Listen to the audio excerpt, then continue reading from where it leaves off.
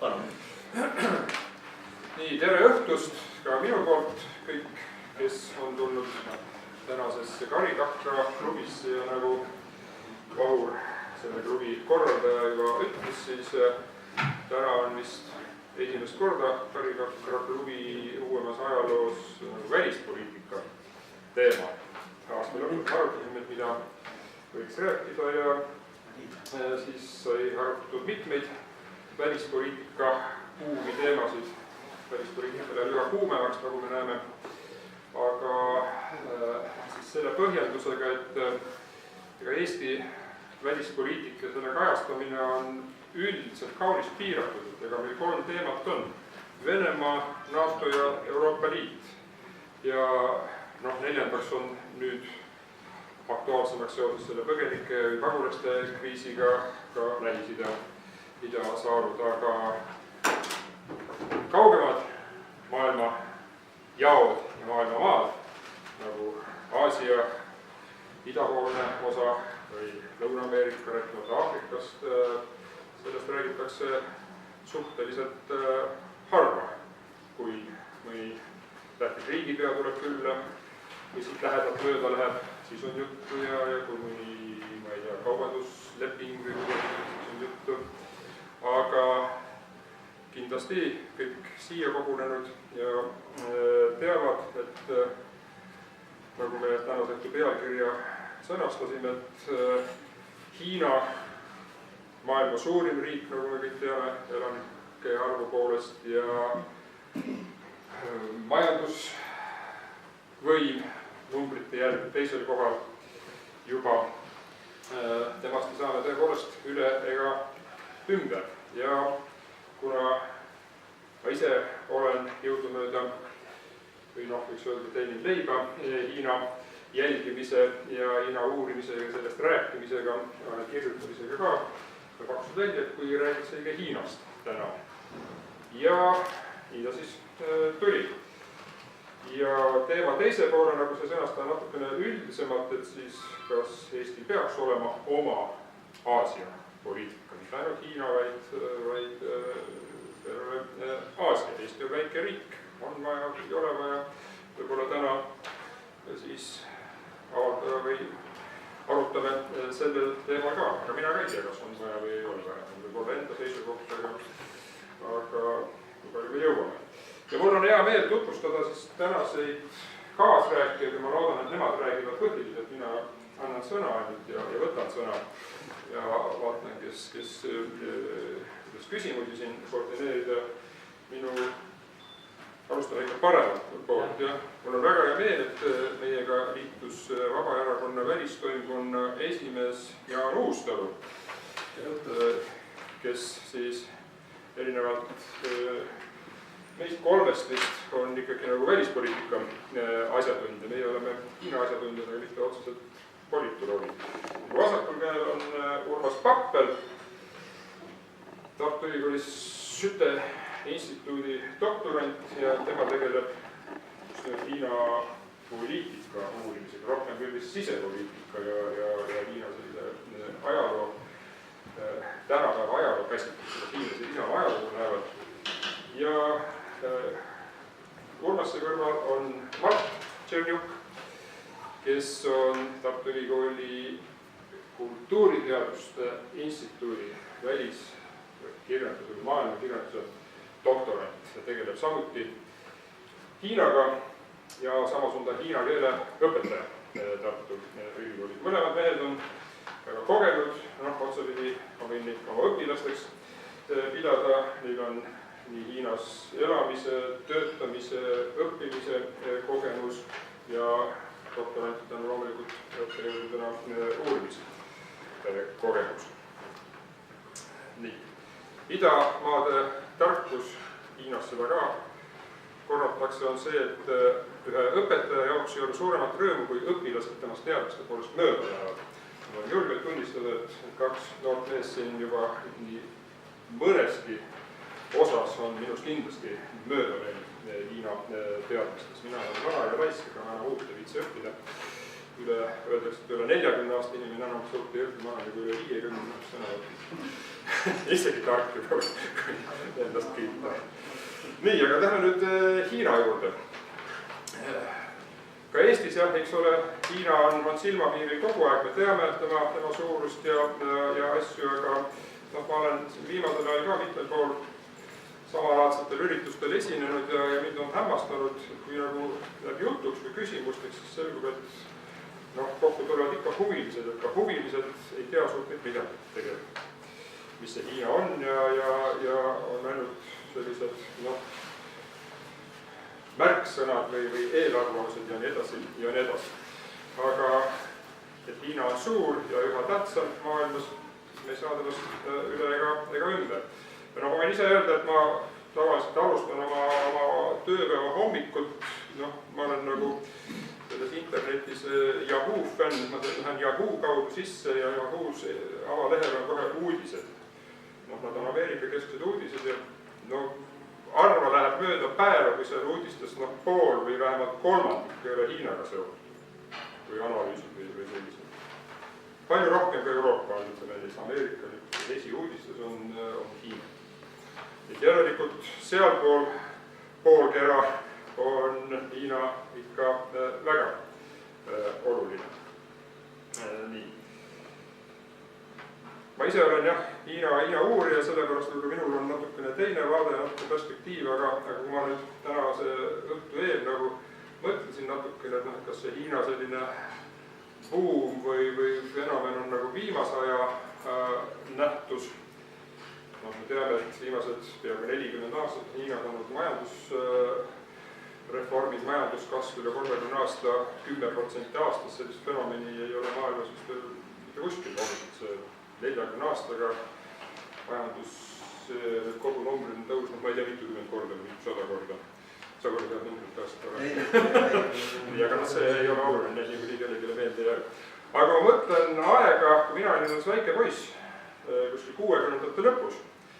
Ütleme, et hakkasin maailma alles nägema, ma olin terane poiss, üritasin ajalehti kohe lugeda, kui lugema õppisin, aga kuulsin ka. Ka siis räägiti Hiinast tohutult palju.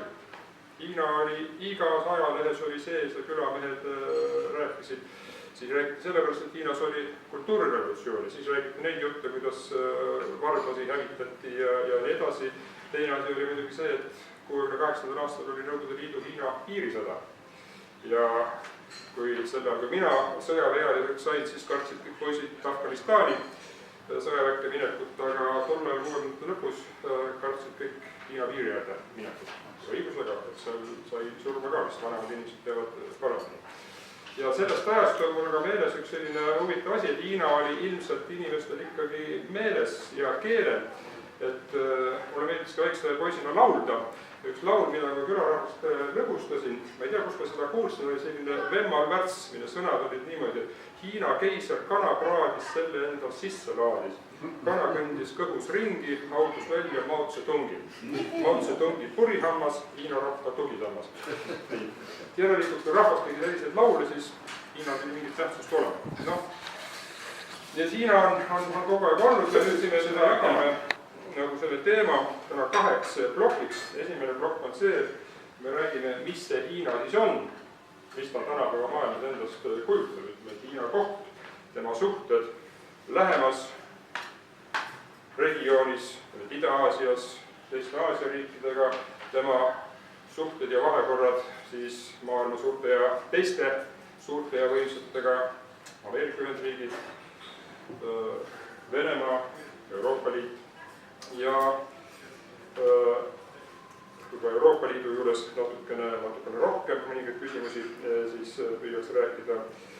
Ja siis siia plokkiga räägiks natukene Hiina strateegiatest oma mõjuvõimu suurendamiseks, sest Hiina on praegu väga, võiks öelda, agressiivselt, mitte küll sõjaliselt agressiivselt, aga igasuguste majanduse, poliitika, ka kultuuriga väga agressiivselt oma mõjuvõimu tõepoolest siis mitte loomas, vaid taastamas.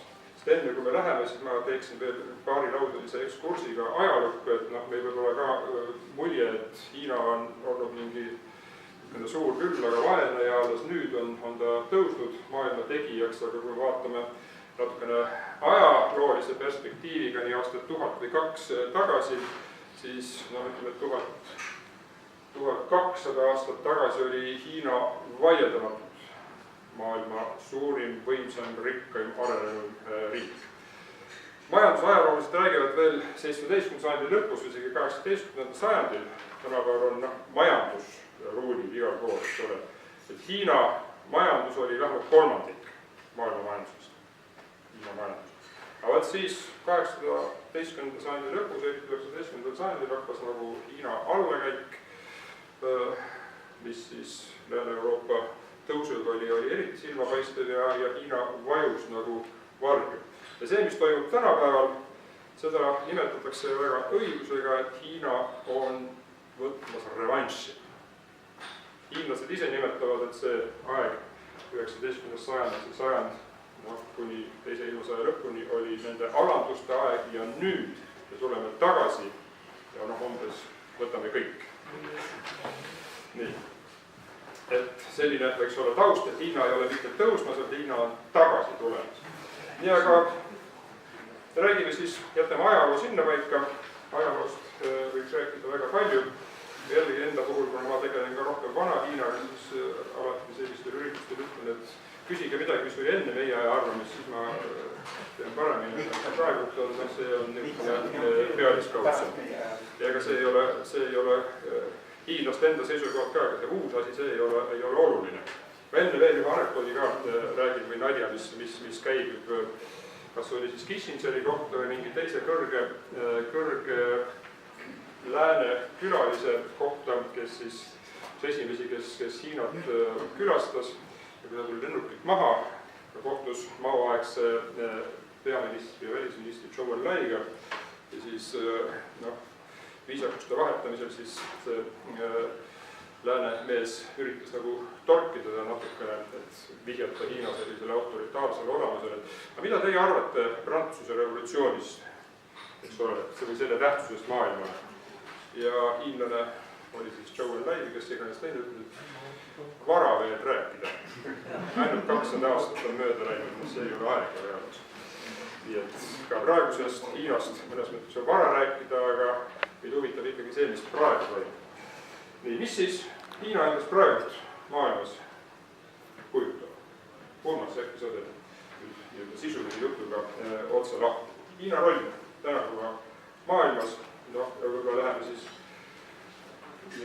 kitsamalt laiema poole Aasias, Vaikse ookeani regioonis, terves maailmas. Kõigepealt tere õhtust ja aitäh kutsumast. Mina võtan ikka alati sellest võimalusest kinni, kui keegi tahab, et ma räägin Hiinast, siis ma hea meelega räägin. Ja annan Tartu Ülikoolis ka selle teemalisi loenguid, kursust. Võib-olla enne, kui ma lähen vastama sinu küsimusele, ma saan aru, et me teeme seda kõike nii-öelda vabas formaatis, eks ole, klaariks paar sellist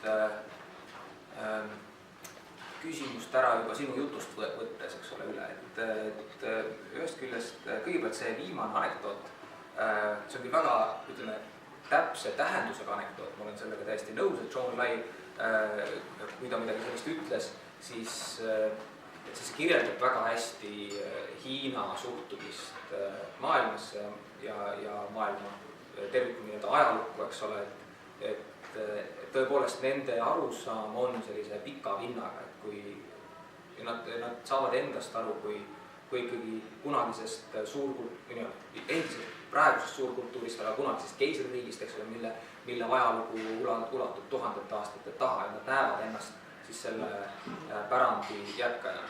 Ja et kui kommentaar kõlas, et mida arvata Prantsuse revolutsioonist, siis võib-olla tõesti sellest vaatevinklist on liiga vara öelda. Et ootame veel mingi 1000 aastat, mis me saame aru, et kuhu asjad hakkavad arenema. Aga minu teada ongi see ainult anekdoot, et tegelikult midagi sellist ei ole olnud. Et õigemini see sündmus leidis aset, aga seal oli tõlkeviga, et tegelikult ei peetud silmas mitte Prantsuse revolutsiooni, vaid 1960. tudengite mässu Pariisis ja Prantsusmaal. Ehk siis, siis oli tõepoolest liiga vara öelda, et ei teadnud, kuhu see asi viib. Aga selles mõttes, tähenduslikus mõttes on ta ikkagi väga asjalik või ütleme, väga ilus anekdoot, millega Hiina ajaloo ja poliitika arusaamist kirjeldada. Teine asi, millega ma jõuan oma seisukoha juurde, et mis see siis Hiina on ja mis on tema koht maailmas. Kui Märt alustas siin juttu uudistest, siis tõepoolest uudistes on Hiinast ikka päris palju juttu ja mõnes mõttes ka õigustatult, eks ole, et Hiina on tõusmas või õigemini siis taas tõusmas. Aga kui mõelda, mis on Hiina praegune positsioon maailmas, siis tihtilugu meie selline emotsioonipõhine või emotsionaalne lähenemine Hiinale võib-olla varjutab sellise, ütleks, teadusliku lähenemise Hiinale. Et uudistes räägitakse küll palju Hiinast ja Hiina taastõusust, aga tihtilugu jäetakse rääkimata siis, mis on need faktid või mis on Hiinas päriselt siseriiklikult toimub ja et neid tendentse ja neid arenguid mõista ongi vaja natuke sügavamat vaadet, sügavamat arusaamist Hiinast. Sellest ei saagi võib-olla uudistes kirjutada, sest et see on, Hiina on väga keeruline, kompleksne, suurte poliitiliste, majanduslike, ühiskondlike probleemidega riik, et mina tahaks näha uudistes rohkem ka seda sügavamat analüüsi. Ja siis ma vastandaksingi uudised, mida Hiinast kirjutatakse. Ma vastandaksin teaduslikule lähenemisele. Ma ei ütle alati, et nad on täiesti lahus, aga tihtilugu on. Ja ma vastandaksin, ütleme siis kired või kirgliku ja emotsionaalse lähenemise Hiinale teadmistepõhise lähenemise. No näiteks, et kui me räägime Hiinast kui maailma majandusest teiseks suurim majandus, eks ole, kusjuures kõige suurem importi on ta juba praegu. Ja me kasutame siis mõistet, et Hiina on maailma superpower, eks ole, suurjõud. Siis minu väide oleks, et majanduslikult on väga-väga tähtis ja me tõepoolest peame pöörama tähelepanu Hiina arengutele. Aga me ei saa veel kohe, me ei saa praegu kasutada mõistet ma siiralt, ma saan aru, et see vastus võib kõlada nüüd natukene vastuolulis, aga ma siiralt loodan, et tuleb. Sest et kui ei tule, ütleme, et kui Hiina majandus, kui nad ei suuda oma ühiskondlike ja majanduslike probleemidega hakkama saada, siis on ka meil suur vesiahjus. Äkki ma küsiks vahel, Jaan, sinu arvamust ka. Kas Hiina aeg tuleb? Ja millal tuleb? Tähendab, kui niiviisi konkreetselt mõelda, siis ma arvan, et teatavasti on maakera ümmargune, mitte lapik. Ja et meil ühel pool siis nagu läände minnes on meil üks meist siis oluliselt rikkam ühiskond, mis on ja siis mis lõpeb Californiaga kuidagi ära või Kanadaga ja teist poolt on siis Hiina ja ida poolt minnes on meil siis Venemaa ja siis tuleb Hiina. Et me oleme nagu Hiina kahe piiri vahel. Ja ma arvan, et ta mingil määral ta tuleb, aga see tähendab, et see on ka üks teine Hiina, mis kui täna. Mul on väga raske ette kujutada, et kui me räägime nüüd üldse terve meie inimkonna ajaloost, kus siis maailma keskpunkt või kultuuri keskpunkt on Mesopotaamiast, Egiptuse, Kreeka, Prantsusmaa, Inglismaa ja siis olnud nüüd viimased peale teist maailmasõda olnud täitsa kindlasti Ameerika Ühendriikides. Ja nüüd siis on küsimus see, et kas me saame seda hoida ja Hiina on muidugi see tegelikult ainus konkurent sellele praegusele, ütleme niiviisi, maailma juhtriigile. Aga Euroopa? Ma arvan, et Euroopa on, ärme räägime Euroopast, see on nii kurb teema, nii et hüppame sellest, aga võib-olla hiljem, aga mul on raske ette kujutada Hiinat kui niisugust maailma keskus. See ei ole küsimus, kas ta on kõige tugevam majandus, aga ta on lihtsalt liiga igav. Mis mõttes?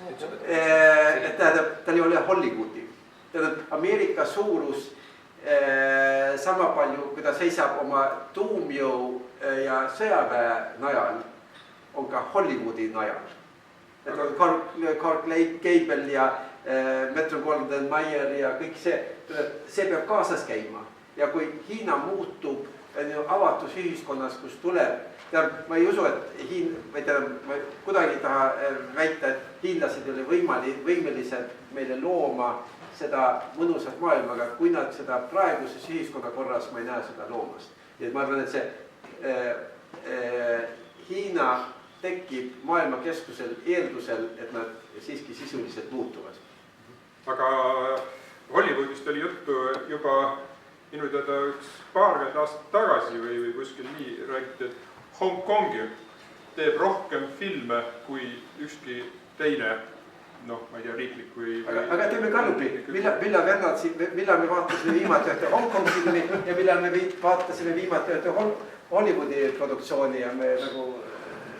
Jah, siia ei ole ma midagi vastu.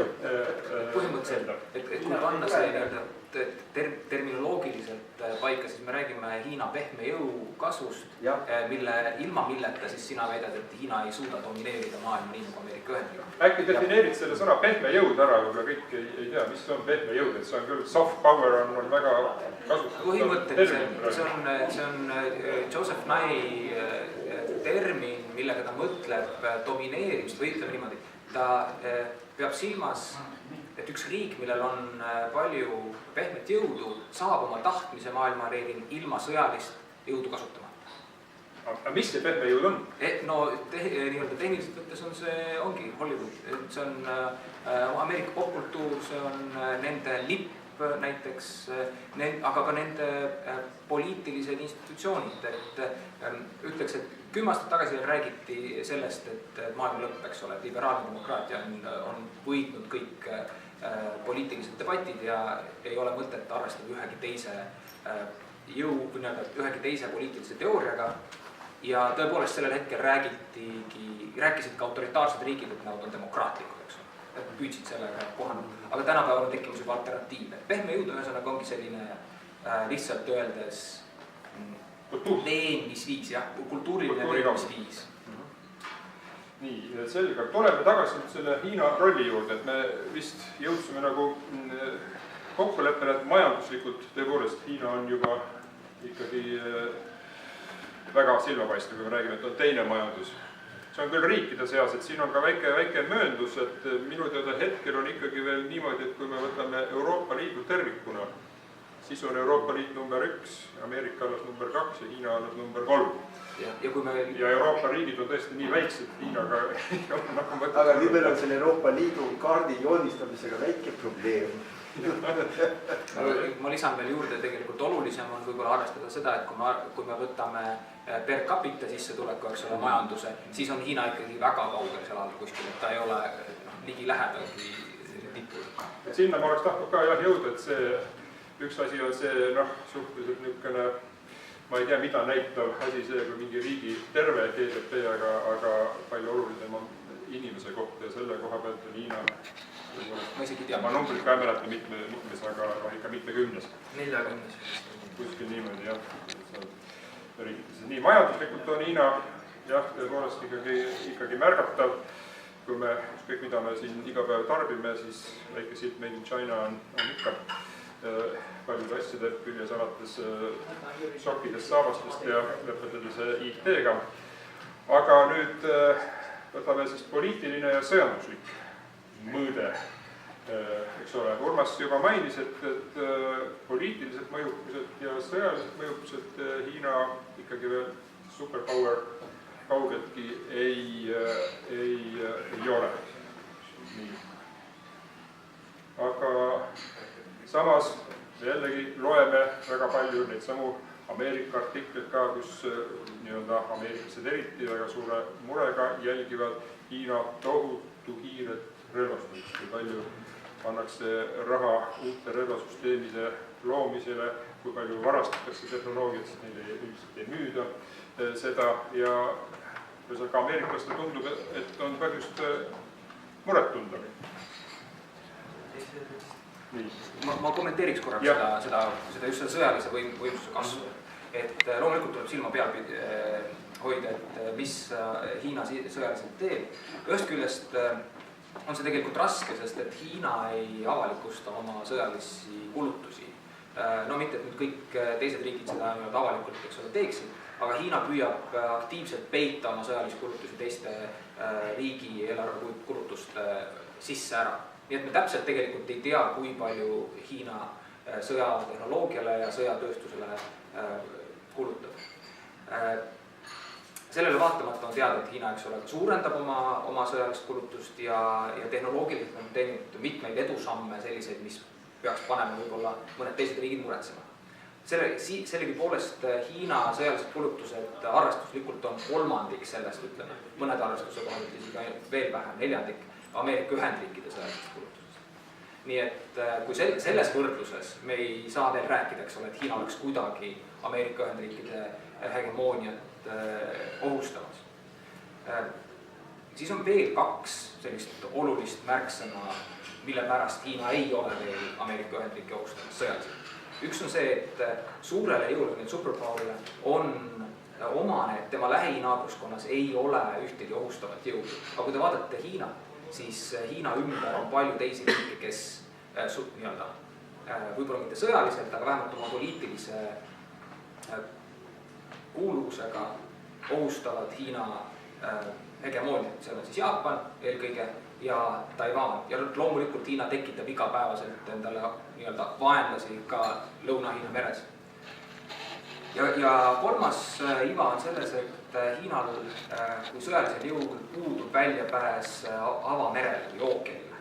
Et kui te vaatate kaarti, siis tõepoolest Hiina on nagu mere ääres suuresti, aga seda nimetatakse inglise keeles Blue Water Access, ehk siis Jaapan, Taiwan, Filipiinid piiravad Hiina sõjalaevade pääsemist avamerele, see tähendab seda, ja Lõuna-Korea ka, ja see tähendab seda, et Hiina ei suuda, nii nagu Ameerika Ühendriiki, saata oma sõjalist jõudu igal pool üle maailma nii kiiresti, kui ta tahab.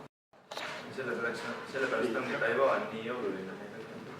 Nii, nüüd lähemegi edasi, sõjaline see asi sai ka ülevaade antud, ma arvan, et me tuleme tagasi, kui me hakkame vaatama Hiina suhteid üksikute suurjõududega, aga poliitiline mõjukus, nii Mart tegi otsa juba lahti.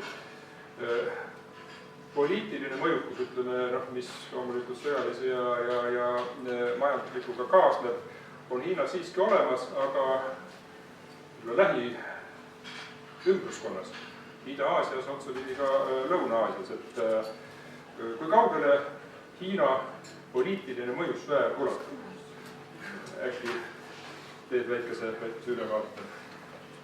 Enne kui ma selle küsimusele vastan, mul enne jäi see kripeldama see, et kas Hiina on igav või mitte, ma mõtlema. Et see vist oleneb jah, et kes vastab. Jaan, oled sa Hiinas käinud? Olen jah küll ja ma tunnen, et ma olen väga ei tea, et sa istud siin meil vahel. Et üks asi on see, et kas ta on igav, see oleneb, et kuidas sa seda vaatad ja mis mõju ta sulle avaldab, aga näiteks see pehme jõukoha peal ka, et tegelikult need samad lääne võtted, see Hollywood ja ütleme filmimaailm ja kõik see ju tegelikult on Hiinas juba ka olemas, sest neid samu tehnoloogiaid ja võtteid kasutatakse, et avaldada mõju, kas või suured filmid, kõik teavad lastefilmidest Kung Fu Pandat või nüüd tuleb see suur Hiina müürifilm. Kung Fu Panda, kus on Ameerika film. Jah, see on Ameerika film. Hiina kasutavad Hiina võtteid.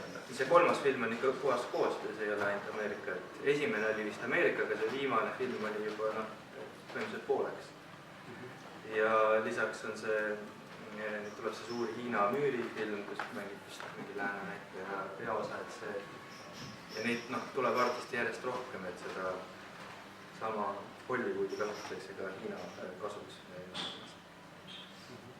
Et selles mõttes me oleme mõjutatud, aga küsimus oli selle poliitilise mõju kohta, siis siin tundub, et viimase 5 aasta jooksul on mingi teine käik sisse pandud ikkagi just siis Xi Jinpingi ajal, et need 2 suurt projekti, üks on siis nii-öelda siitide projekt, mis maismaad nii-öelda kui merdmööda ja teine on siis 16+1 ehk siis Ida-Euroopa riikidega koostöö arendamine.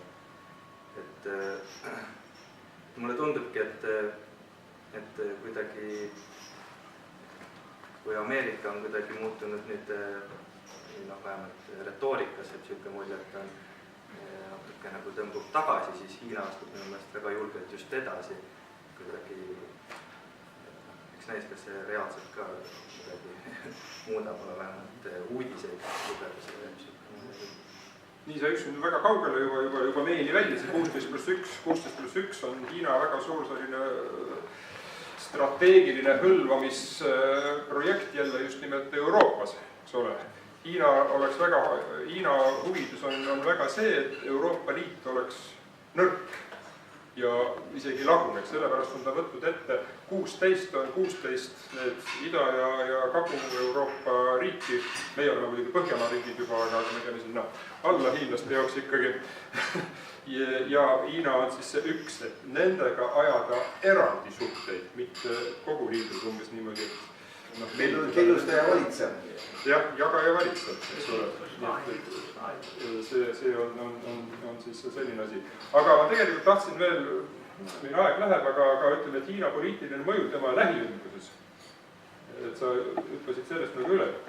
Ma ei tea, kumb teist lõpuks sõna, eks ole, tegelikult ei saa öelda, et Hiina poliitilist mõjusfääri ei ole. Vaiksohkani poolt on tõepoolest blokeeritud sõjaliselt, eks ole, Jaapan, Lõuna-Korea, Taiwan, Filipiinid on ikkagi Ameerika leeris, aga mandri suunas on Hiinal ju nii-öelda, kui mitte otseselt satelliite, siis kuidas neid nimetatakse, klientriike ju terve hulk. Kui sa kommenteerid Ma ütleks, et kui me räägime Hiina suhetest teiste riikidega mandri pool, siis me räägime eelkõige, eks ole, Kesk-Aasia riikidest ja Venemaast, siis selles piirkonnas ongi suuresti nende 2 suure, ütleme, selline ühest küljest koostöö ja teisest küljest arvete klaarimine võimuviimus. Et minu teada ei ole veel konsensust välispoliitika uurijate hulgas, mis suhted on Pekingil ja Moskval. Et nad on küll püüdnud koostööd teha, eks ole, neil on ühiseid huvisid, kui Venemaa, eks ole, eemaldub Euroopast, et see peab vaatama kuhugi mujale, on koostööd tehtud Pekingiga, et energiapoliitika osas. Aga samas nad on ikkagi, ei saa öelda, et nad oleksid liitlased. Küll neil on, eks ole, Shanghai koostööorganisatsioon, see on sõjaline organisatsioon ja seal nad on mõlemad osalised ja väga olulised osalised, aga ei saa veel kindlasti öelda, et need 2 riiki on liitlased. No näiteks kas või nad ei ole suutnud kokku leppida nafta ja gaasitoodete nad on jõudnud kokkuleppele, aga see ei ole veel toimuma hakanud, eks ole. Nii et seal on palju probleeme, kaasa arvatud siis Kesk-Aasia, kus kohas nad on kindlasti konkurendid. Jah, ma jällegi kõik ei tea, mis on Shanghai koostööorganisatsioon. On see organisatsioon, mis loodi juba 90. ei mäleta, paarkümmend aastat juba, kus siis on Hiina ja Venemaa ja Kesk-Aasia, endised Nõukogude Kesk-Aasia riigid ja siis vaatlejatena on seal juba Türgi, isegi India, Pakistan, isegi Valgevene on nagu vaatlejad. Ja seal on tõepoolest siis see, et Hiina ja Venemaa mõlemad, kes siis saaks nagu domineerida. See loodi kui julgeolekuorganisatsioon, ja praegu on läinud ikkagi rohkem nagu majandus- ja koostöö kui konkurentsi peale, et selline Hiinal on väga rauad tules, Venemaa jällegi eraldi koos selle keskaega. Aga no, selles mõttes see on täiesti loogiline ja loomulik, et Hiina tõepoolest vaatab oma sisemaa piiri poole, et kui ta vaataks ütleme, üle mere tuleb talle ainult probleeme. Nii nagu, eks ole, nii nagu on, ütleme ausalt, et läbi sajandite tulnud, eks ole, et kõik, mis tuleb üle mere, on barbarid ja neid ja nendega... Hiina keeles on tänapäevani välja, välismaalis nimetatakse üle mere saatanateks. Ja noh, üks konkreetne teema näiteks, muuseas, millest peaks kohe ilmuma Postimehes artikkel, Hiina energiajulgeolek, mis sõltub suuresti tänapäevani ikkagi Lähis-Idas toodetud naftast ja gaasist, mida tarnitakse siis Hiina läbi Malacca väina ja Kagu Lõuna-Hiina mere. Ja kui seal peaks mingisugune poliitiline või ükskõik mis muu kriis juhtuma, siis Hiina põhimõtteliselt lõigatakse oma energiatarnest ära. Ja see põhjustaks tõenäoliselt suhteliselt kiiresti mingisuguse tõsise majandusliku tagasilöögi Hiinas. Nii et Hiina peab vaatama üha rohkem sisemaa poole, et kindlustada oma tagant. Nii. Äkki on vahepeal tekkinud mingid konkreetsed küsimused, eks ole, pikki üldisi juttusid natuke lõpupoole. Ma ei tea, kas te tahate ühe küsimusi? Kuidas? Ühe küsimusi. No üks haaval. Tähendab, ma alustaks sellest, et kui suure ekspansioonivõimega Hiina üldse on, kui ühtnud on, tal on erinevad dialektid ja tal on hieroglüüfid ja siis on see hiina keele hääldamine, mis on kätte saamata eurooplasele. Siis järgmine asi on, mis Märt ütles, et mis on pehme ja mis on see pehme jõud, mis on see kultuuriline jõud, ekspansioon, millega ta toimib, eks ju, see on praegu. Nii, kolmas küsimus oleks see, Hiina territoorium on ju suur, eks ju, aga see on tohutult tühermaid. Kus see rahvastik asub ja mis sellega on ja nii edasi, ma ei tea. Ma arvan, et tegelikult see ekspansioonivõime võib olla suhteliselt suur. Et see, mida me kutsume Han-hiinlasi, mis on nüüd siis mitte 1,3 miljardit, vaid vähemalt 900 miljonit, 1 miljard on neid Han-hiinlasi. See oli tegelikult, ütleme nüüd 2000 aastat tagasi, oli see üks väike sugukond Kollase jõe ääres ja neil on üks fantastiline võime absorbeerida teisi rahvaid. Ja praegu nad on protsessis, et Tiibeti rahvast absorbeerida. Ja et ma olen paljudele öelnud seda, et me peame olema jumalast tänulikud, et Hiina ei ole meie naabrid. Et kui Hiina oleks meie naabri või Han-hiinlased oleks meie naabrid olnud, oleks me kindlasti siin seda selles keeles räägida. Üliõpilasmalevas oli üks laul, et Hiina müür käib vastu Eesti piiri, mis on üks väga tugev välispoliitiline mõister ja ma arvan, et tookordsed, kui siin keegi nende hulgas on, võivad kindlasti seda öelda ka täpsemalt, oli nendel üks arusaamine ja Glavlitil oli teine arusaamine sellest laulust. Ja see oli see, mis oli see fantastiline selle juures. Meil on muidugi, aga sellest ma võib-olla tuleme selle juurde tagasi. Ma võib-olla ka natukene sellele küsimusele, selle ekspansioonivõime. Minu meelest see ei ole õige seostada üldse seda niinimetatud ekspansioonivõimet Hiina sisemise mitmekesisusega, nagu Jaan ütles, nii-öelda päris hiinlaste, Han-hiinlaste arvukus on umbes 1 miljard ja need on 93% elanikkonnast.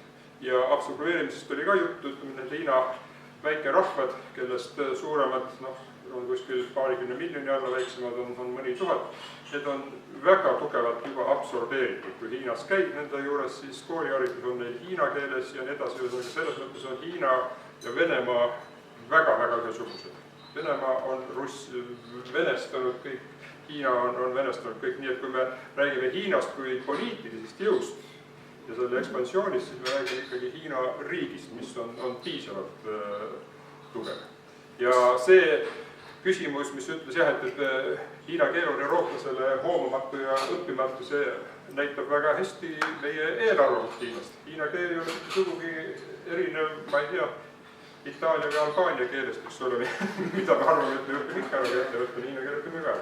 Kas ma tohin kommenteerida seoses teie küsimusega, et Hiina on sisemiselt väga killustunud ja seal on palju rahvaid, seal on ametlikult 56 rahvust või etnilist gruppi. Ja ametlike numbrite järgi on teiste etniliste gruppide nii-öelda vähemusrahvaste, kes on 55 siis, nende arvukus suurenenud 4%-lt 8%-le viimase 40 aasta jooksul. Ehk siis justkui jääks mulje, et Hiina vähemusrahvastel läheb väga hästi, et nende arvukus suureneb ja riigisisene nii-öelda osakaal suureneb. See on osati tõsi, aga samas on ka Märdil õigus, et tegelikult see on päris korralik siniseerimine ehk siis hiinastamine. Ehk siis passis jah, tõepoolest nendel on kirjutatud, et nad on uiguurid või tiibetlased või tšuangid või miaod või ükskõik mis, aga tegelikult nende nii-öelda suhtluskeel ja sõbrad saavad olema juba han-hiinlased. Ja paljud neist lähevad, eks ole, elama suurtesse linnadesse, tööle ja seal nad ikkagi täiesti siniseeruvad. Ehk siis need on kaks sellist, ma tahan lihtsalt teie tähelepanu juhtida sellele, et kui te kuulete kuskilt, et tõepoolest niimoodi on läinud, et vähemusrahvastel läheb Hiinas väga hästi, siis samas pidagi meeles seda, et jah, passi järgi neil läheb statistiliselt läheb neil tõesti väga hästi, aga nende nii-öelda assimileerimine ühiskonda käib ka täie hooga. Eriti, mis puudutab siis selliseid piirkondi nagu Tiibet ja... Et siin ma tooksin ka mõne näite täitsa, ütleme, et väikerahvaste kõrgkultuurist. Meie vanemad inimesed, kes me käisime Nõukogude ajal koolis ja lugesime raamatut, me mäletame kindlasti, et oli, võib-olla palju ei olnud, aga mõned sellised, Eesti Kesk-Aasia kirjanikud, mul endal tuleb meelde Tšengas Aitmato, Kirgiisi kirjanik, kes kirjutas vene keeles ja kus väga häid raamatuid kirjutas. Ja täpselt sama Hiinas on praegu, ma tean, mitut, või olen lugenud nendest lihtsalt, tõlgitud ei ole loomulikult Tiibeti kirjanikud, kes on patrioodid, aga neil on hiinakeelne haridus, nad kirjutavad oma raamatud hiina keeles. Tiibeti keel on nii, nii-öelda madalal tasemel, eks ole. Aga vaadake lihtsalt korraks otsa sellele tõsiasjale ka, et tegelikult toimub Ameerika kultuuri peale suhteliselt, võib-olla mitte samade vahenditega, aga ikkagi toimub ka, eks ole, et nii-öelda mingisugune kultuuride ühtlustumine toimub ka. Nii, aga veel oli vist küsimus. Tahtsin kaks asja lihtsalt öelda, et laul oli ikkagi niimoodi, et Eesti riik käib vastu Hiina müüri. Eesti piir. Eesti piir vastu. See just klabliti ühastused Venemaad ei tohiks seal vahel. No see oli isegi see järgmine rida, et Eesti piir käib vastu Hiina müüri, Venemaa peab rahalt kaduma. Aga siis ma vahepeal võtsin lahti, Maailmapanka andmed ütlevad see sama per capita, millest enne juttu oli. 2015 Hiina on 18. kohal, täpselt eespool Soomet, Saksamaad, Ühendemiraate. Ja kes on esimesel? Inimese kohta. Ei, per capita ei saa olla. Nii ma praegu siit näen. Ei, ta on märksa vaesem kui... Luksemburg, Šveits ja Macao on 3. Mul ei ole prille peale midagi. See ei tohiks päris paika pidada. No ma ei oska öelda, Maailmapank niimoodi kirjutab. Siis peaks jääma suur osa Euroopat teeb tahapoole, aga... Ei ta päris, Norra, Rootsi on eespool. Soome ja Saksamaa on tagapool. Nii, veel. Ma ütleksin selle laulusõnade kohta, kui keegi teab, et laulusõnad on välja võetud Saksa okupatsiooni ajal. Ja see oli, tähendab, tollane ajupesu, mis tähendab, oli väga kavalalt välja mõeldud niimoodi, et eestlased tõmmata Saksa riigi asjadesse. See ei ole mitte nõukogude aeg ja see ei ole mingi hiljem veel. Sellest ma tahaksin teada, Kuladres. Ja ta ütles niimoodi, et ta ei saanud seda kuskilt teada, kes need sõna välja mõttes. Aga see oli, vaata neid natside eestikeelseid plakateid ja kõik asju, see oli üks mingi väga kaval välja mõeldi, see mõeldi siis välja ja see ei ole mingisugune rahvaluule, vaid see on... Okei, aga ta on rahvaluulest tulnud. Ei, ta on täielik ajupesu tegelikult. Jah, väga hea, et on... Hiina oli juba siis kaardil, aga nii, Mart. Ja selle Hiina laulu, rahvalaulu kohta, selle kohta on isegi eesti keeles ei ole tõlgitud, vaid on kogutud erinevaid neid laule. Sellest on mingi raamat, selle pealkiri ongi Hiina piirkond vastu. Või tähendab Eesti piirkond. Aga ma tahtsin öelda selle hiinastamise kohta, et jah, see mul on üks näide lihtsalt konkreetselt ühe inimesega, kes on ka hongkonglane, Hongkongist pärit ja hiljuti, kui ma temaga rääkisin, siis ta samamoodi ütles, et kui tema emakeel, ütleme see, mida ta kodus räägib, on kantoni keel, siis ega ta koolis seda ei õpi ja ta ei saagi seda keelt kunagi õppida, kui kodus ta räägib kooli lõpus, ta õpib mandariini keelt ja siis seda keelt nagu õppida niimoodi, nagu meie õpime koolis eesti keelt.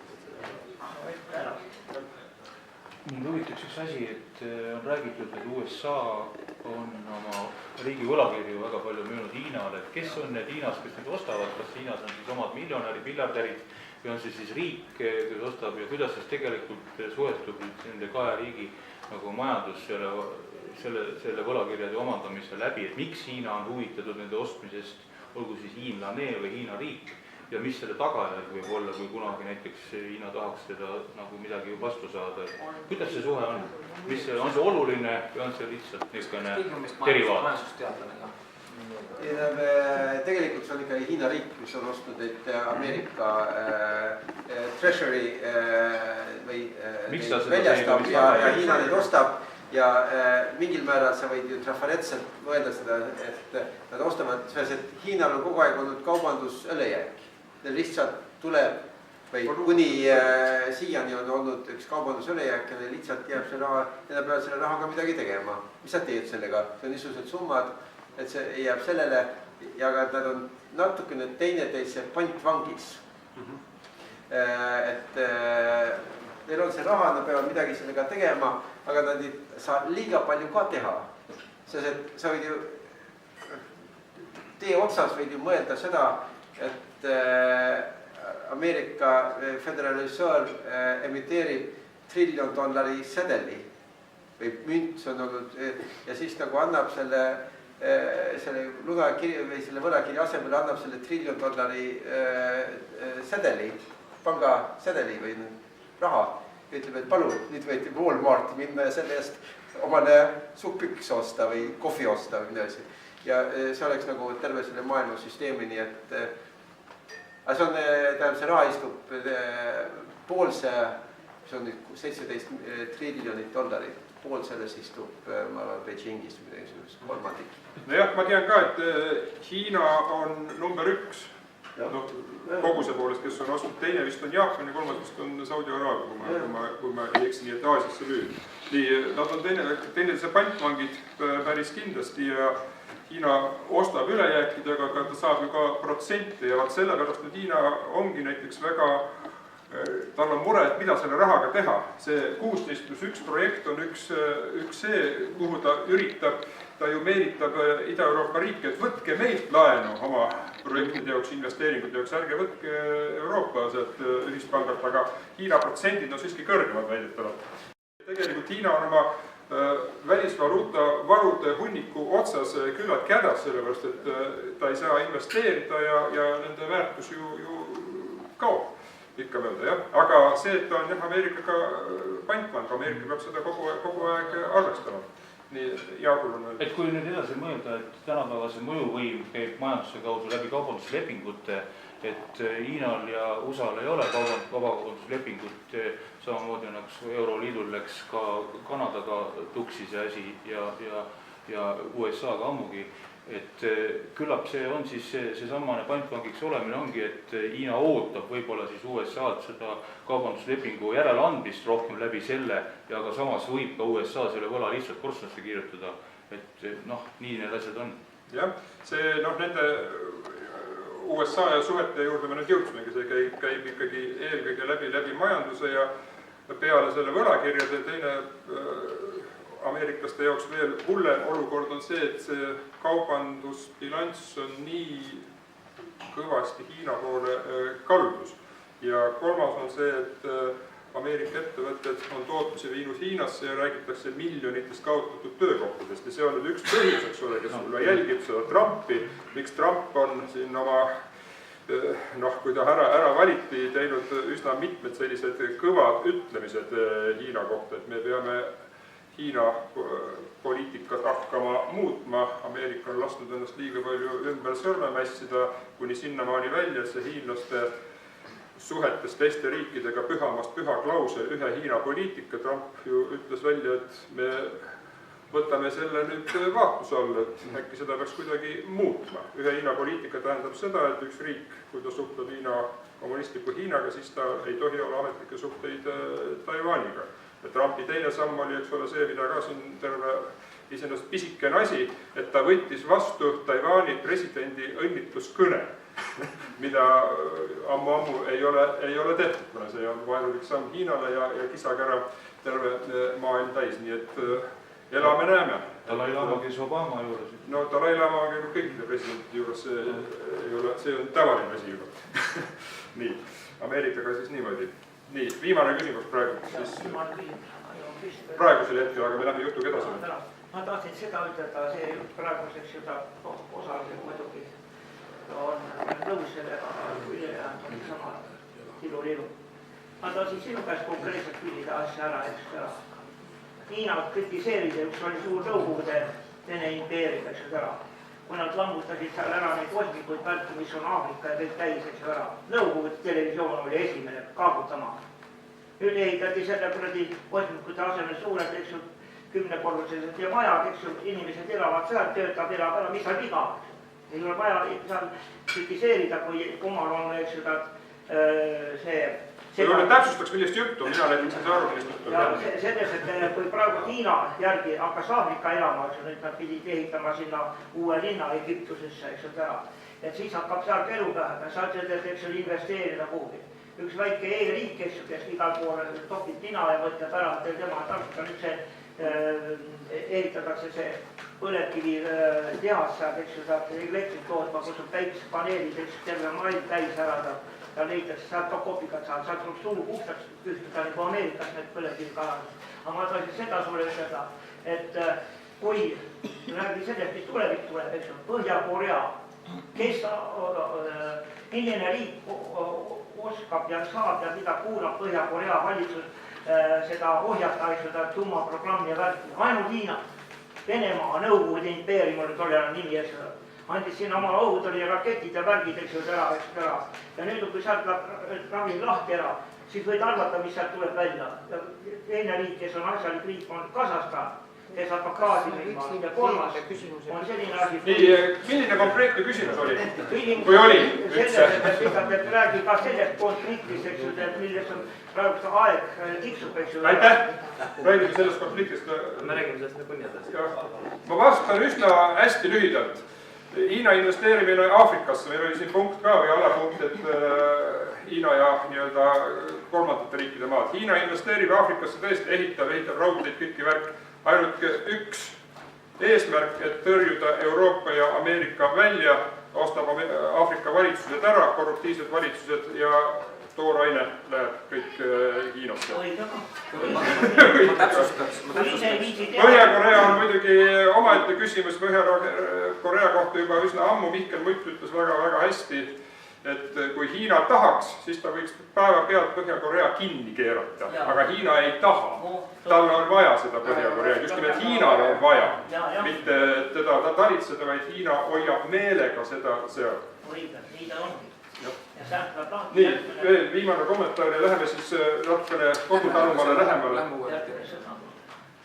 Ma tahtsin siis seda öelda, et ma ei arva, et Pekingi eesmärk on välja osta Euroopa riike Aafrika valitsustest. Nende eesmärk on ressursse saada, nii nagu sa ütlesid. Esmane eesmärk on ikkagi Hiina majandust elus hoida ja ressursside kallale saada. Aga lähme. Nii, aga me oleme nüüd rääkinud Hiinast ja maailmast väga palju ja räägiks tõesti hommikuni, kui uks kinni pannakse ja välja ei saa. Aga tuleme nüüd siis kodu lähemale tagasi ja arutame nüüd natukene sellest Eesti ja Hiina või ega laiemalt Eestit ja Aasiat vist väga ei jõuagi puudutada. Et küsimus, kas meil on Hiina poliitika ja kas meil on seda üldse vaja, ma mõtlen iseseisvat Hiina poliitikast. Nagu me teame, Eesti on Euroopa Liidu liige ja väga paljudes, mitte ainult välispoliitika küsimustes, ta lähtub sellest, millised on Euroopa Liidu nii-öelda üldised seisukohad, mida dikteerivad suurriigid, kes on kohati väga Hiina-sõbralikud, nii aga... Mul on, ma veel täpsustaks, enne jõule toimus nüüd... Hästi lühidalt. Enne jõule oli, et Riiga tuleb otse raudtee vedu, konteinervedudel oma. Ja see eeldab toda, et Hiinast saab kaubad kohale kuskilgi 12 päeva või 11, aga teoreetiliselt oleks. Kui merd mööda tuua need kaubad, komponendid, see võtaks 37 päeva aega, pluss sadamate stokkimine veel ja nii edasi, nii et praktiliselt 2 kuud. Aga me oleme selle koos, Riia tegi selle sõidu ära enne jõuda ja tähendab, me oleme Lõuna-Eesti ja Tartu siin ligidal, lausa teda ma näen siin tohutut potentsiaali koos Euroopale tegelikult lisaväärtuse tootmine, komponentide ala, sellepärast, et kõik need lennukiga toomised, mis senimani on, Elvale ja osad Ericsson ja kõik, see on nii kallis, et pool toodangu, me ei saa seda pool toodangule lubada, see on oma hinna nii palju üles, et midagi teha. Ja kui me saaks tegelikult praegu majandusministeeriumiga suunata, et sellega tegeleda edasi, Tartu on Riiale küllalt ligidal, logistilised raudteed ja kõik on olemas. Tähendab, siin ma näen perspektiivi, tähendab, praegu on küll segavaks teguriks Venemaa, mis ta on jalga, aga see ei ole üksinda meie probleem, see on hiinlaste, baltikune, leedukate, lätlaste, vaat selle projekti peale peaks astuma. No nii, see on väga hea sissejuhatus selleks, et loomulikult majandushuvid. Me mäletame siis 2 kuud tagasi oli see umbes, kui Hiina valitsusjuht ja kõrge delegatsioon külastas just nimelt seda Lätit, aga see oli põhimõtteliselt visiit kõikidele Baltimaadele ja ka meie peaminister, keegi just juhtis hiljaaegu tähelepanu, et see oli Taavi Rõivase viimane selline avalikustatud samm oli sellest nõupidamisest osa võtmine. Ja Mart, sina kirjutasid sellest ka poolteist kuud tagasi Postimehes natukene, et äkki sa kommenteerid, sest et üldine hinnang kogu sellele kohtumisele nagu jäigi, et Eesti esines seal väga nõrgalt. Ega tegelikult ma nüüd nii täpselt ka ei tea, mis seal tehti mingid suuremad kokkulepped, aga see, mis meedias jõudis, siis selle põhjal jäi küll mulje, et oli mingi väiksem delegatsioon, oli peaminister, aga ei olnud majandus- ja taristuministrit, sest üldse oli valitsus kriis seda. Et aga põhimõtteliselt käis Hiina peaminister siin piirkonnas esimest korda. See peaminister küll, jah. Ja ma arvan, et ta siia niipea uuesti ei tule. Ja ta siin iga aasta ei käi, et selles mõttes oleks kindlasti oluline, et kui nii kõrge ametnik siia tuleb, et siis oleks rohkem võib-olla luuakse kontakte. Jah. See oli just selles 1+16 formaadis ja et nad siis kirjutasid alla lepingu 10 miljardit dollari, see dollarit või euri, ma kunagi ei mäleta. No vist arvavad, et dollari. 10 miljardit dollarit investeeringut siis Ida-Euroopasse, kuhu me siis ka kuulume, millele nad loodavad saada 1/5 siis võimendust. Nüüd teemaks on 50 miljardit dollarit siin nende 16 riikide majandusse.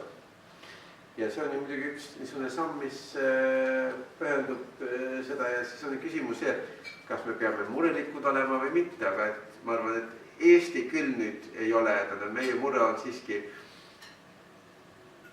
see, mida me juba puudutasime, et meil on siiski Venemaa on ühine naaber ja et see me ei tähenda. See on üks niisugune.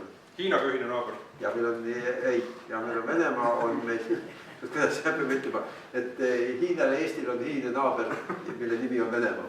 Ja see on see, mida me kipume natukene unustama, kuna meie piir on niivõrd väike ja see Hiina on niivõrd kaugel, aga et ma arvan, et hiinlased tajuvad seda märksa tugevamini. See on minu ettekujutus, ma võib-olla minu siin vasakul vennad kuidagi. See on minu ettekujutus, et hiinlased tunnevad meid rohkem Venemaa naabrina kui meie neid.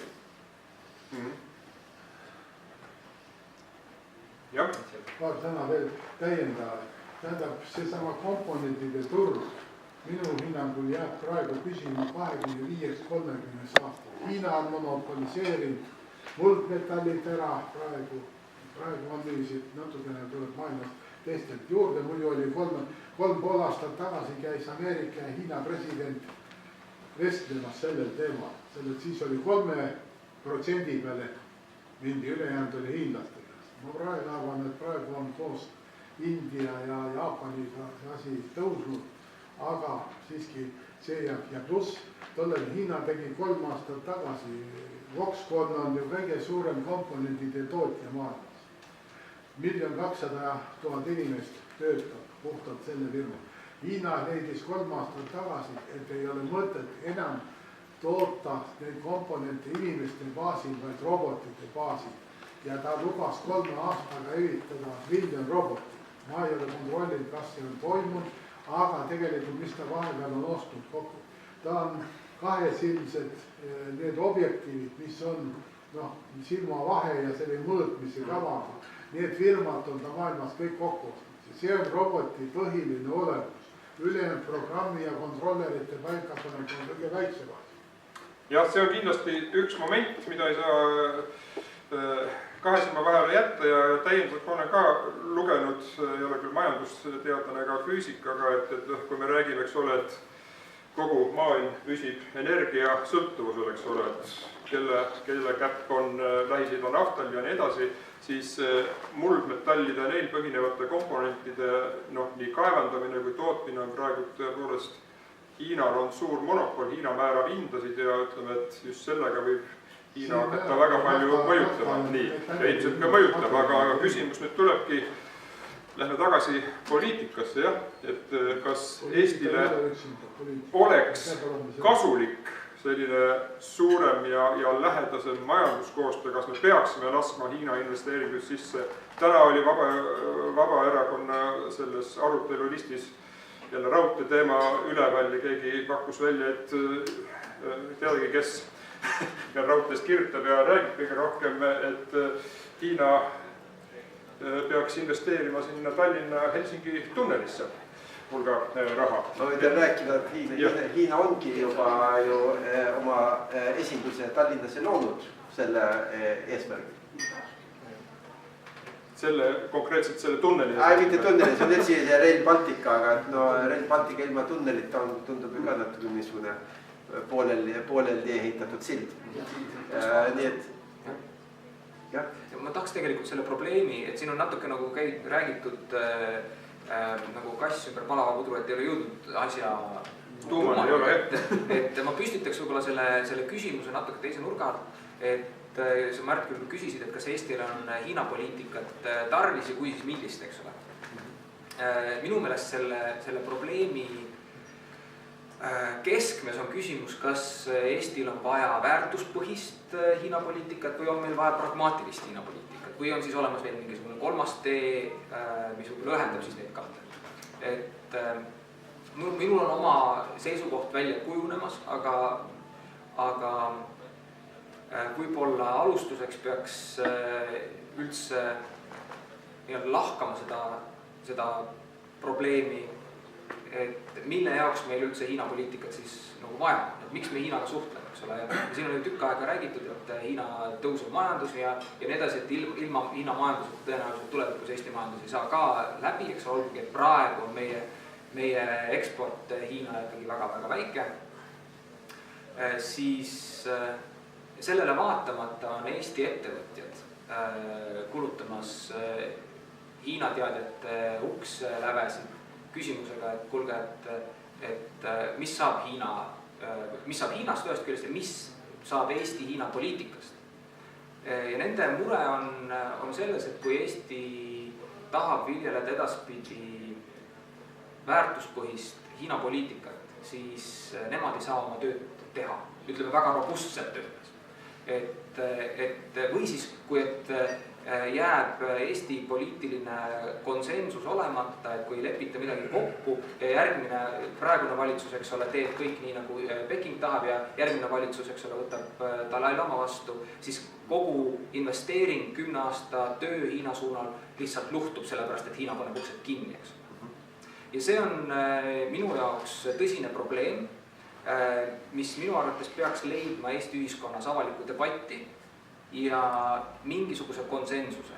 Ja ma olen aru saanud, ma tean sellest küll vähe, et Soome on näiteks sellise konsensuseni jõudnud. Et kas Eestil peaks olema siis väärtuspõhine Hiina poliitika, millega teavad ettevõtted arvestada, või siis peaks olema pigem pragmaatiline Hiina poliitika, millega samamoodi teavad Eesti ettevõtted arvestada.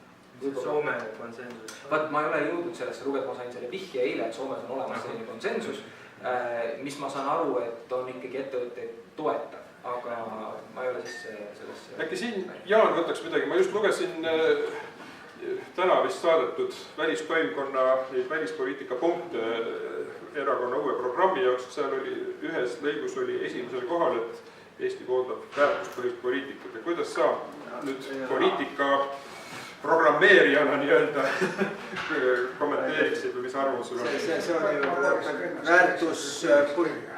Kuidas? Kui ma tohin ühe väikse... Aga väärtuspõhine on ju muidugi see, et alati on see väärtuspõhine on see, mis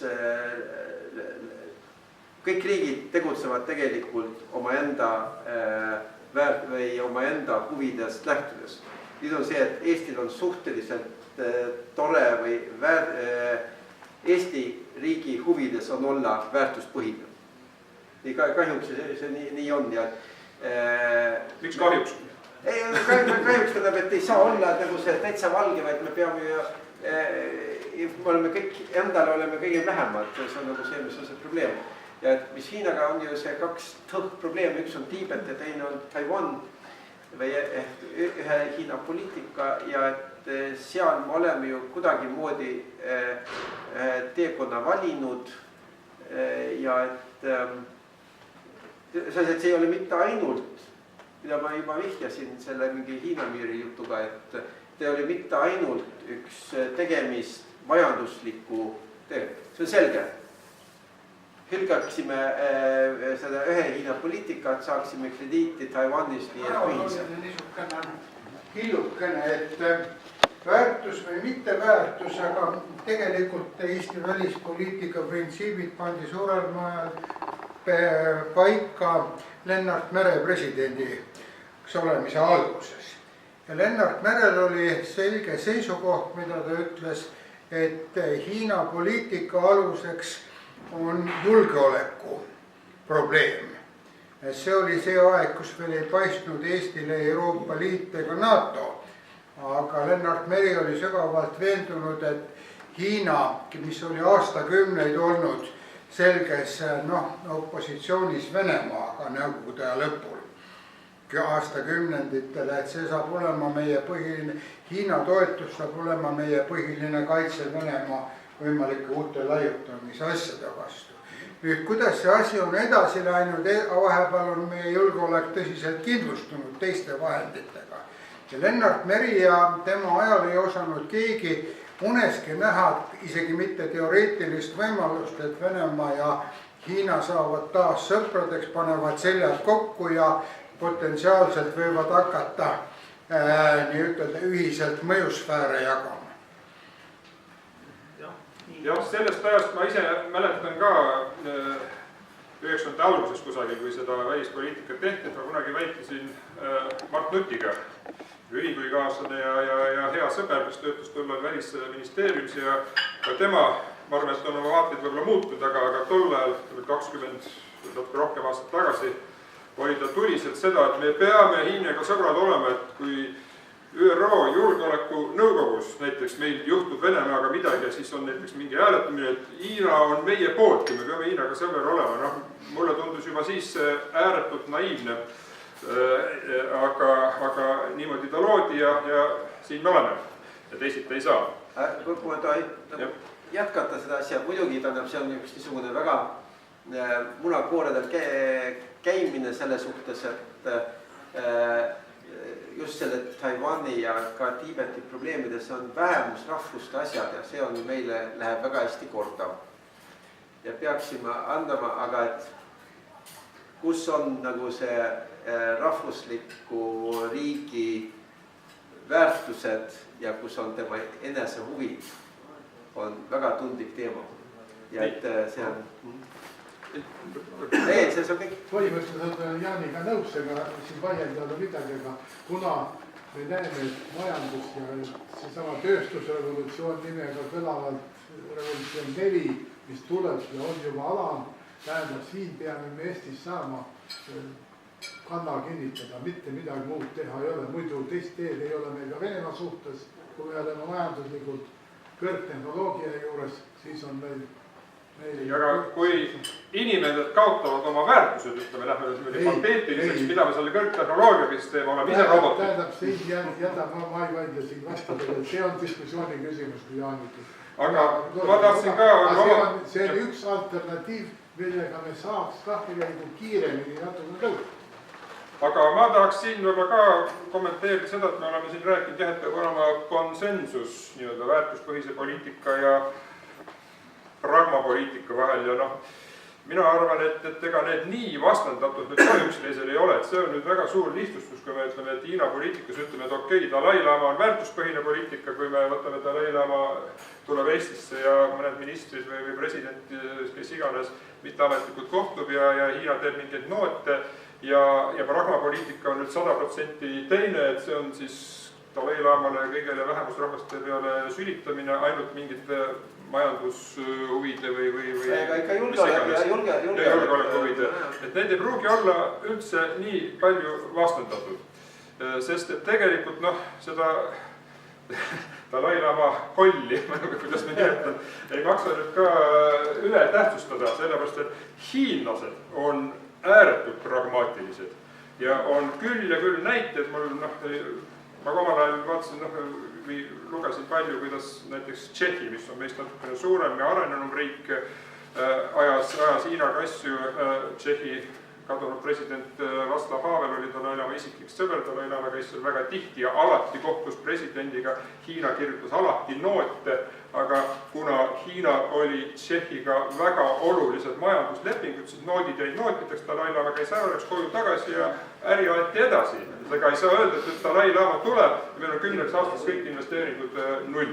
Võib-olla, kui Dalai-Lama viimati käis 2011, jah, siis Hiina tõepoolest näitas natukene hambaid, eks ta tundis ära, et Eesti on nii nõrk, eks ole, et tal ei olnud mingeid huvisid siin, mille pärast seistis, et enam näitas siis hambaid.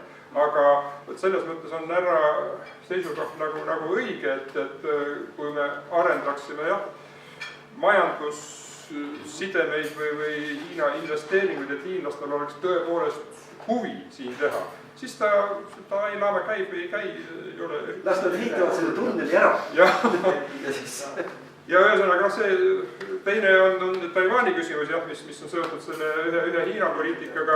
Tegelikult selles osas on poliitiliselt on endiselt väga jäik, eks ole. Ametlikke suhteid tohib olla kas ühe või teisega, aga samas ei tee Hiina takistusi, ei majanduskoostöös, ei kultuurikoostöös ega ka vastupidi, kui on. Ma olen ise Taiwanis elanud ja ma olen näinud, praegu teeb seal palju Hiina turiste, nüüd natukene vähem kui mõni aasta tagasi, aga 12 aastat tagasi, siis ülikoolis oli, ma ei tea, iga kuu olid Mandri-Hiinast õppejõud, religioossed tegelased, majandusmehed, teiselt poolt Taiwani vabrikud töötavad kõik Hiinas, aga taiwanlased viisid oma tootmise ka Hiinasse. Väidetavalt 1,5 miljonit taiwanlast elas, ilmselt tänapäevani välja, elab Hiinas oma ettevõtete ja asjadega. Nii et seda ei maksaks üldse demoniseerida või et üks välistab teist.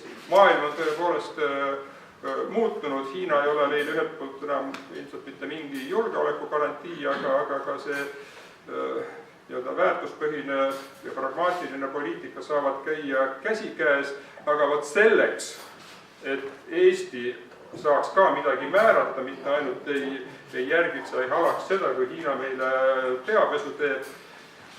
peakski nagu meie poliitika tegijate hulgas see Hiina teadlikkus ja Hiina teemal haritud inimeste hulk suurenema. See on kahjuks jah marginaalne ja sellele nagu ka riik, ütleme, kes peaks sellele tähelepanu pöörama ja natuke investeerima, on seda teinud väga-väga vähe.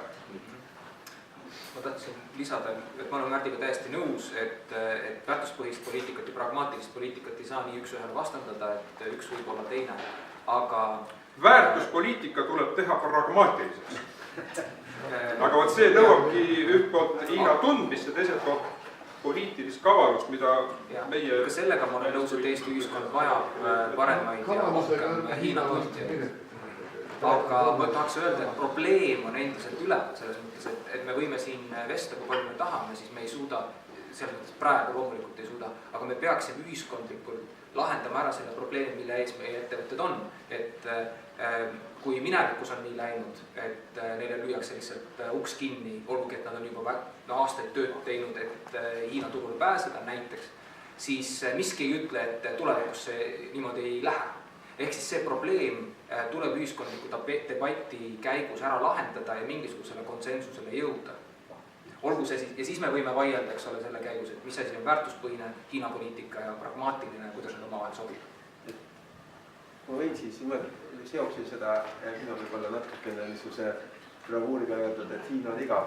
Tegelikult vabandus, ma olen seal käinud ja ma ei leia üldsegi, et Hiina on igav. Hiina väga palju maha, nii et ta puht isiklikult, aga sellega, mis ma tahtsin öelda, et kus siiski see väärtuspõhine ja see läheb natukene kokku ja see on nagu inimõiguste olukord. Et nii kaua, kui see inimõiguste olukord Hiinas, ehk ma mõtlen siis Mandri-Hiinas, on selline nagu ta on, siis on ta üks pragmaatiline side, väärtuspõhine side jääb siiski tinglikult Hollywoodiga või ka nentides, et Hollywoodis tuleb kõik asjad korras, aga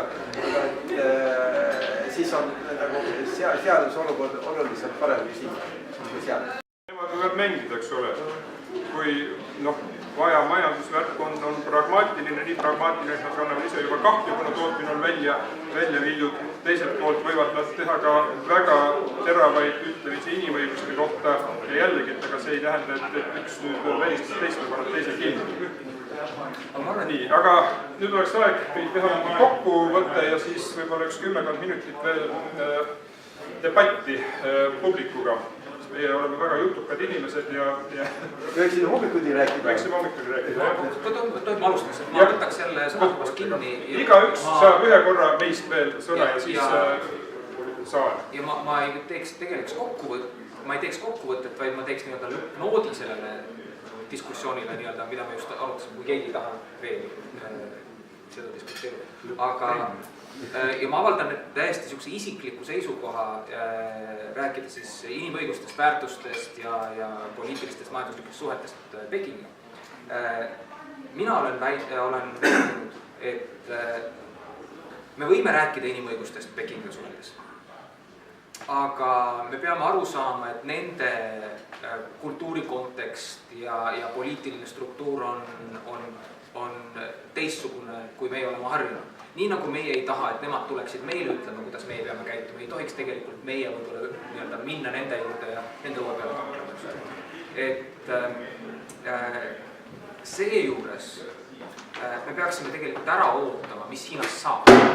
Et minu veendumus on, et inimõigused on väärtus, aga ühtlasi on minu veendumus, et ilma inimõigusteta ei saa arendada tänapäevast majandust ja viljeleda sellist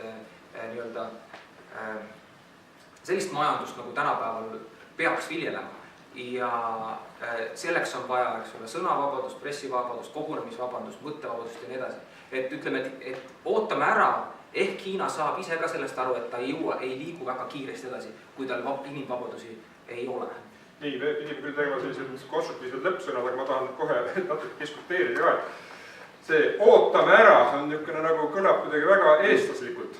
Me istume ja ootame, Eit ootas ja Taat ootas ja surm tuli peale, aga ei juhtunudki mitte midagi. Et minu meelest ei ole päris õige, isegi meiesugune väikeriik, et me ootame, mis Hiinast saab. aga kas me ei peaks oma, ütleme siis selle pragmaatilise väärtuspõhise poliitikaga ka andma Hiinale omalt poolt kas või neid väikese riigi signaale, et meie hindame või me teeme koostööd sellise riigiga, kellel ütleme, kellel inimõigusi ja neid poliitilisi vange ei ole enam ja nii edasi, eks ole. Aga me peaksime tegema seda mitte sellisest positsioonist, et vaadake, meil on õigus, vaid sellepärast, et vaadake, teil on seda vaja. Jah, just nimelt, näidata ka neile üha rohkem, et see on pragmaatiline. Nad tahavad äri teha, ütleme, okei, Eesti on nii väike, aga võib-olla mingis asjas nad tahavad väga äri teha ja ütleme, et aga äkki siis teeme niimoodi. Jah, ka, nii. Mart, mida sina ütled lõpuks? Ma ütleks lõpuks, inimõiguste suhtes ma ei oska öelda, aga ütleme sarnane see ühe Hiina poliitika teema nagu, et Hiina minu meelest püüab jätta ikkagi väga enesekindlat ja jäika muljet, et asjad on nii, nagu nad ütlevad ja nad on alati nii ja jäävad ka niimoodi. Aga ikkagi selles mõttes arvan, et kõik sõltub Ameerika ja Hiina omavahelistest suhetest. Hiina muutub siis, kui Ameerika teeb midagi. Ja seesama ühe Hiina poliitika, just mõeldes Taiwanile, ma julgen arvata, et see ei ole ikkagi ka võib-olla, ka seal võib mingeid mööndusi olla või midagi võib seal tulla. On muidugi sisetundades.